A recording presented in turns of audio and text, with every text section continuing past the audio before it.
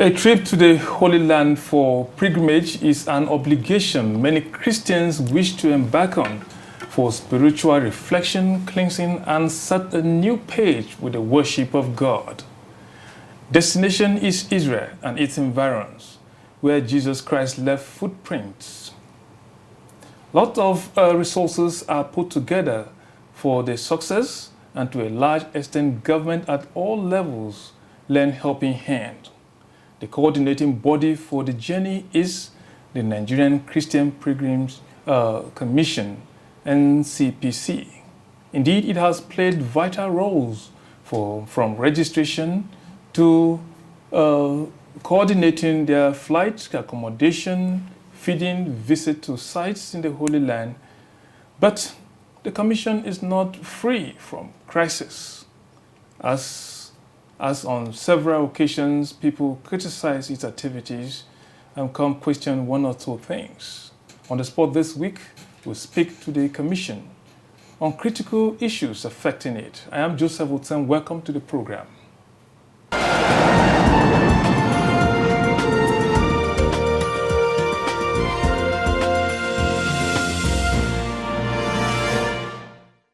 My guest is a theologian, preacher of the gospel of God, a consummate administrator.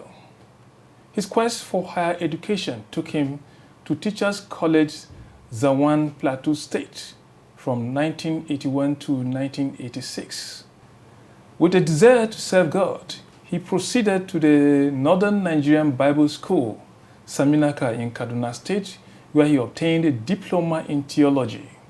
He would thereafter enroll into the Evangel Theological Seminary in Jos, an affiliate of University of Jos, where he obtained a degree in Christian education in 2004. He has over the years held key positions and saddled with a lot of responsibilities. He was elected Chairman, Christian Association of Nigeria CAN, Plateau State Chapter, Chairman, Christian Association of Nigeria CAN, North Central Zone. He is the pioneer General Superintendent of the Assembly of God Church, Northern Nigeria, current Chairman of CAN for the 19 Northern States, and equally a member of the President in Council of the Christian Association of Nigeria, CAN. On the spot is the Executive Secretary, the Nigerian Christian Pilgrims Commission, NCPC, Reverend Dr. Yakubu Pan. Welcome to the program. Thank you, my brother. Okay. Thank you. Okay, let's begin with the last pilgrimage. Take us through how it was. What will you give as your rating? Okay. Well, the Nigerian Christian Pilgrims Commission passed through a lot. But the recent pilgrimage exercise, to me, I would say it is one of the best. In terms of service provision to our dear Nigerians, Christians who embarked on this holy journey for pilgrimage and to seek the face of God. First and foremost, the preparation for it usually used to be only Israel that we go. Sometimes you go to Rome direct and come back. But this time around we have two countries. You have Jordan and you have Israel at the same time. And the sites that we go to see, they are not just they are not tourist sites. They are purely biblical, whereby what you are familiar with in the Bible is where they take you to. For instance, when they go to Jordan, they see where Mount Nebo, where Moses saw the land, the promised land, but he died there. His corpse were not found, but that's where he died. And he couldn't enter the promised land. But this time around, the Nigerians who go for it, they see the land from there, just like Moses would see, and beginning it from that. And then they go down to Israel itself and see everything.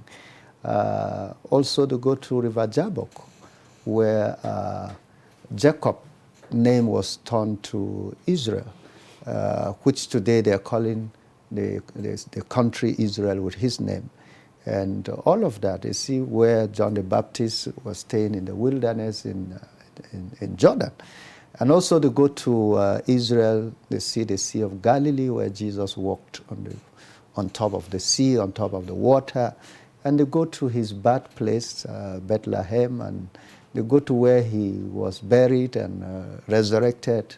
And they go to the city of David in Jerusalem and all of that. So this time around is very unique. And going to two countries at the same time, people are so excited about it. And another biggest thing that makes it more unique is that those days we have a lot of people who abscond, running away. But this time around, we're counting almost zero abscondment, which is very, very good to us. And since we started, we've not had maybe people who died there and then you carry their corpse home and all this, because we do a lot of good work here. Our screening involves the stature of your health. And these are things that are counting in talking about how it went and how good it is. And so from the screening, we're able to fish out those who intend to go to run away, to abscond and do other funny things.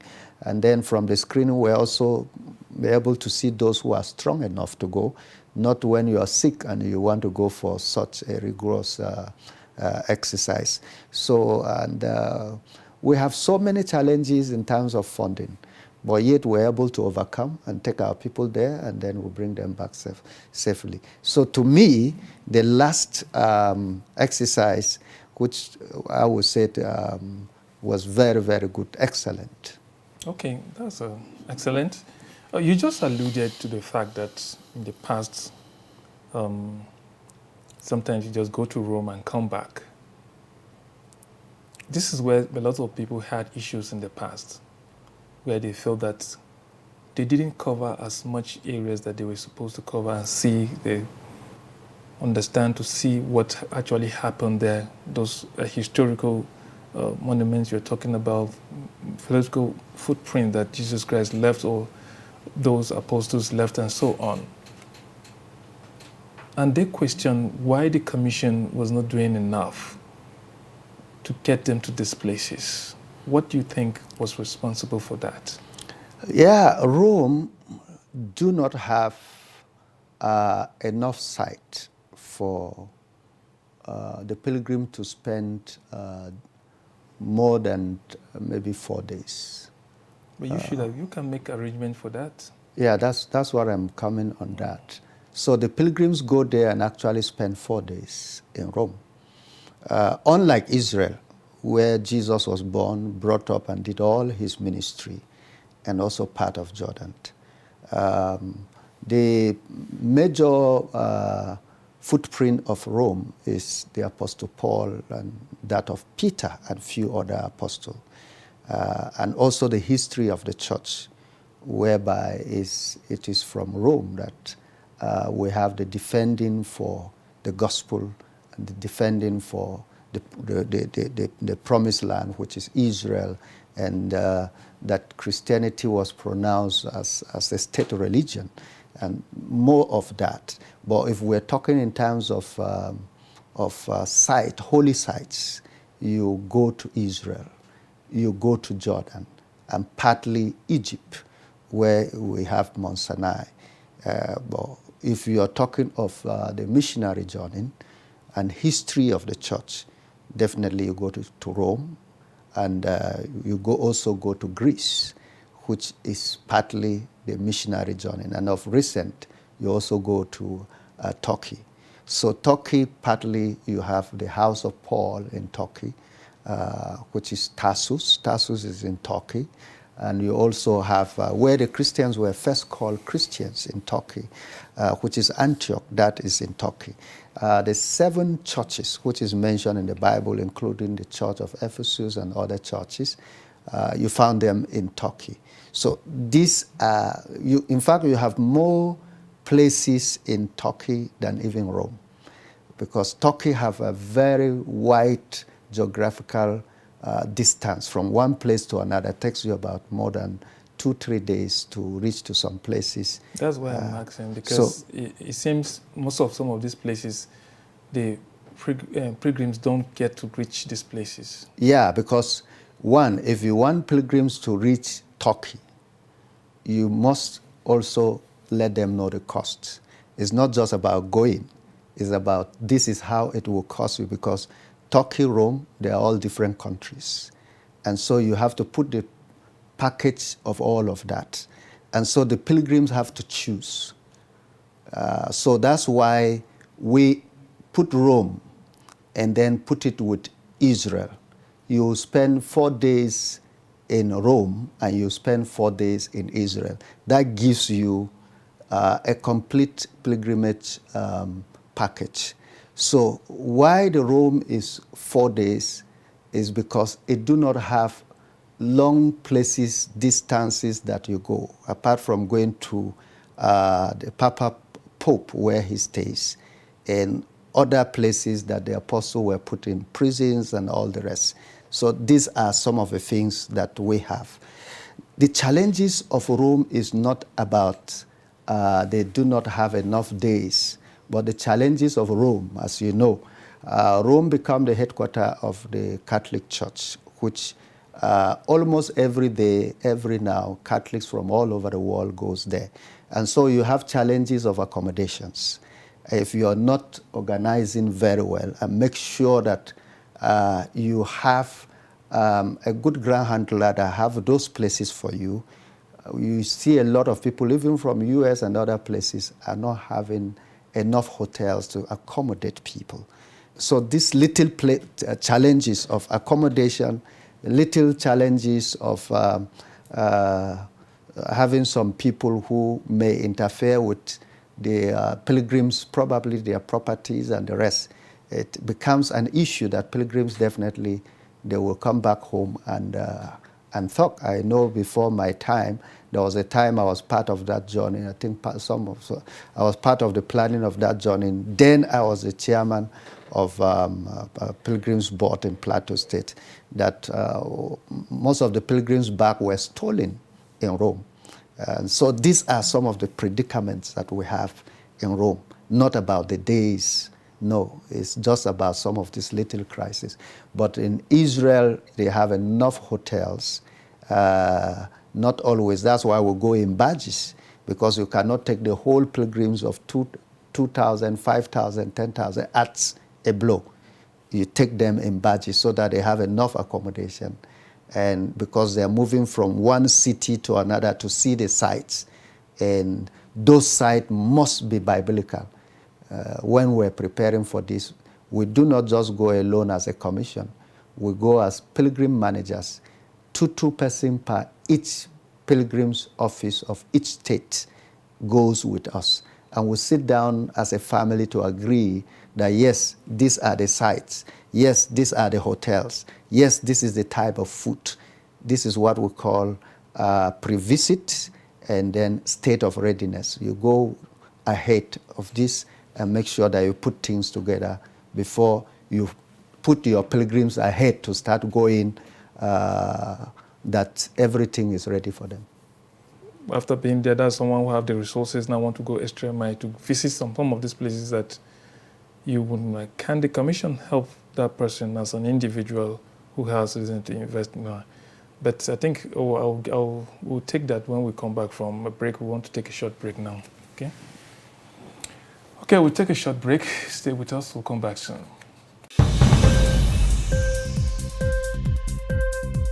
NTA News 24 has the sole mandate of bringing news to you anywhere and everywhere. We set standards based on current broadcast realities while consolidating on a wider reach to variety of audiences. We go beyond the screaming headlines to verify, interrogate, and accommodate all shades of opinion without prejudice to national interest. Our well-researched, packaged, and live programs keep you abreast of events, personalities, and current affairs.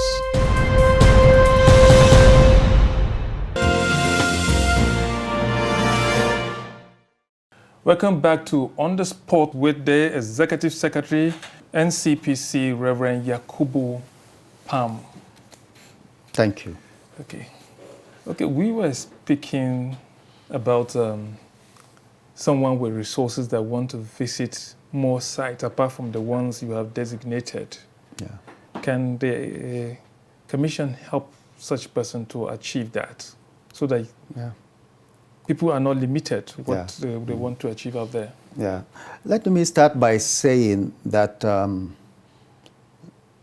not all the people that goes for pilgrimage from Nigeria are sponsored by government. More majority of people who go for pilgrimage in Nigeria are sponsored by the churches, by what we call self-sponsorship, and by individuals that want to sponsor people. For instance, you can sponsor your mother, your father.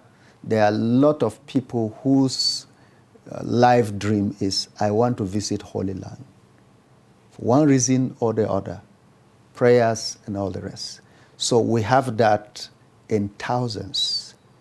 And so the issue of government that comes in is partly from the Nigerian environment, whereby we are all religious. And as you all know, to encourage the religion of individuals and collectively community and largely the nation. Because when people say, why government invest on this? And I always said that government should encourage good citizens.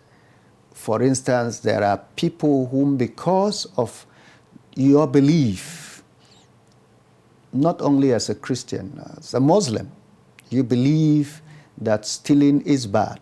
You believe that you need to be a good citizen. You believe that your conduct should be rhyming with what the Quran said and what the Bible says.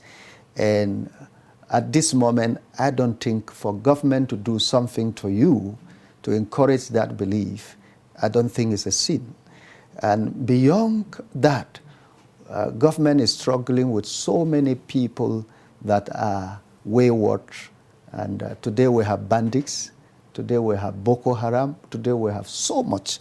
But I think government should encourage more of people who behave decent and encourage the religion that has made us to behave very well. That is that. The only thing that I am against is extremism. When people are religiously too extreme to the point of doing some ugly things. This is what one should be against. But whether we like it or not, Nigerian is seen and is being practiced a religious nation, whereby we believe in our faiths. But for government to encourage people into prayers, into a unity of this country on the platform of religion, I do not see anything wrong with it. But the churches are really doing that, like you have asked the question. We have self-sponsored.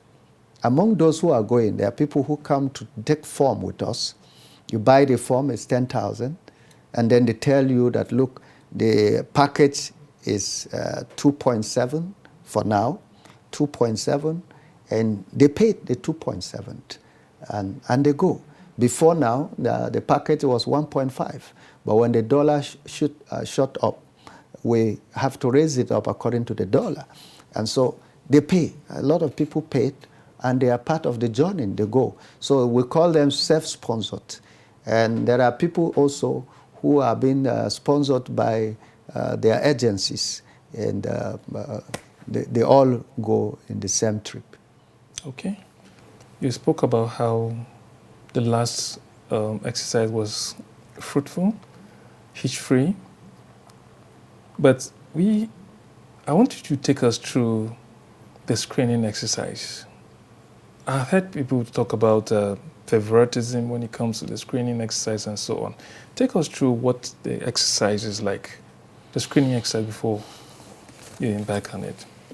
Well, the screening exercise, there's nothing that somebody will say is being favored to another person, because we have guidelines that guides. Like I said, the main purpose of screening is first and foremost to make sure if you are fit for the journey. And if you are physically fit, you are mentally and emotionally fit for the journey and your body is okay, that's number one.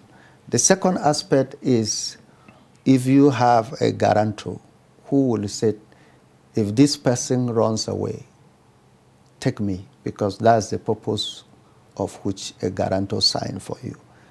And that means that that person knows you and knows exactly that yes, you are somebody responsible, that you will not go there and run away.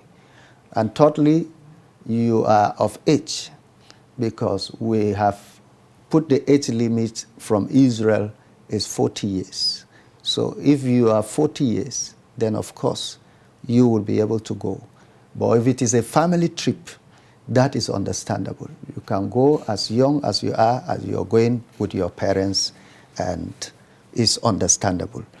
So why those age are there? Because most of the young people who really want to leave home, they take this sacred and holy journey to be like, I use it for that. An opportunity to run away. So that's why the age issue is there. But question is that you have some people who they are married and yet they're not up to 40. Then if they have good people who stand for them, yes, why not? They will go for the journey, because they leave them on the basis that they are married. You have your spouse back home, or you have your whatever back home. So definitely you will come back. So these are some of the issues that they look into, the aspect of screening. And if that is all satisfied, and few others that we may not say it in public, because sometimes we even watch you up to the point of entering the flight. If we discover that you are just playing, we can send you back from the airport. Even after flying with you to Israel, if we discover in the airport of Israel that you are just making funny, we deport you immediately back to Nigeria. It's as serious as that. And the purpose of all of this is the image of the country. And this is how we work together with the security of Israel, Jordan, and possibly in Rome and other places to make sure that... What would you say were the loopholes in the past that you observed that you closed? Well, the loopholes were this issue of first and foremost having a guarantor sign and know the implication. And also lack of taking up the guarantors. So some of the guarantors signed, and yet the people run away, and nobody hold them accountable here in Nigeria. But we're able to arrest some guarantors. If something happened, you immediately see that you have been arrested, and your name will be published. And because of that, everybody is being careful. If you bring your form for me to sign for you as I'm your guarantor, you must promise me that, yes, you're coming back to Nigeria. Otherwise, I will be the one to suffer. So those are part of them, and few others. Okay. We don't have much time, but you can just throw light on this. Last year, the Pilgrim Society of Nigeria urged that you should be probed. You heard about it, right? Yeah. Give us a declaration. What happened? The police report has come out very clean on all the things they said there was nothing true. First and foremost, the Pilgrim Society wrote that I started work in 2019. Pure lie. I started the office in 2020. They wrote that I travel with all my families and all this and that. Pure lie. My wife, I've never traveled for pilgrimage during my time, no. My children, I have 4, none of them ever traveled. So the police have seen all the lies, and in fact, they are on the run. I think somebody just used that. And you also could have the privilege to go and check from CSC, who are the Pilgrim Society. If you are going to report somebody, you must be an organization that is well known, is registered, having an office, and your telephone numbers will be running. And you should be working in your office, working hours, where somebody can see you. But the police have gone, they have their full reports, nothing about. Nobody, no office is called Pilgrim Society. Okay, that's a clarification there. Thank you so much. Thank you. Reverend Dr. Yakubu Pam, Executive Secretary, Nigerian Christian Pilgrims Commission, for being on the spot. Thank you. Okay. Thank you very much. All right, that's where we'll stop. Thank you so much for watching. See you next time. I'm Joseph Oten.